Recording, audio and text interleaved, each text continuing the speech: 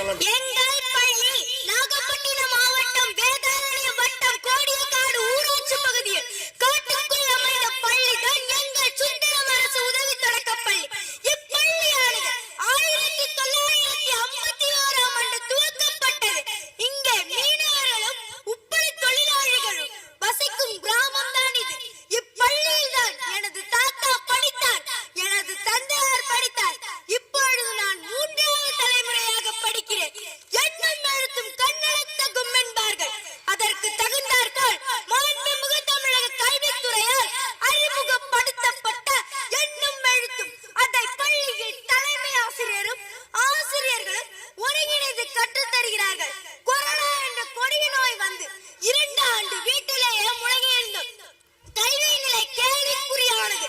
கற்றல் இடைவெளியை போக்க மாண்புமிகு தமிழக முதல்வர் அவர்களின் தொலைநோக்கு சிந்தனையுடன் எங்களது கல்வி இடைவெளியை போக்க இல்லம் தேடி கல்வி என்ற ஒரு அற்புதமான திட்டத்தை எங்களது இல்லம் தேடி கொண்டு வந்தார்கள்.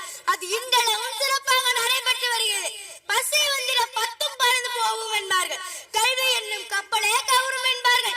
எப்படிதான் தோன்றியதோ இந்த திட்டம் நமது மாண்புமிகு தமிழக முதல்வர் ஐயா மு.க. ஸ்டாலின் அவர்களுக்கு.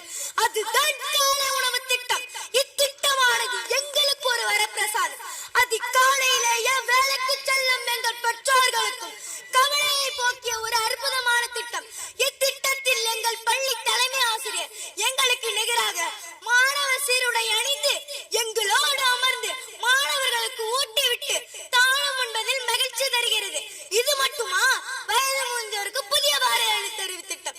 இத்திட்டம் எனது பள்ளியில் தொடங்கப்பட்டு நாகை மாவட்டத்தில் சிறந்த மையமாக தேர்ந்தெடுக்கப்பட்டு மதுரை கலைஞர் நூற்றாண்டு நூலகத்தில் பாராட்டு சான்றிதழும் கோப்பையும் எனது பள்ளி தலைமை ஆசிரியரும் தன்னார்வலரும் ஆசிரியர் பயிற்றுனரும் இணைந்து கல்வி அமைச்சர் அன்புமிகு பொய்யாமொழி அவர்களின் திருக்கரங்களால் பெற்றனர்.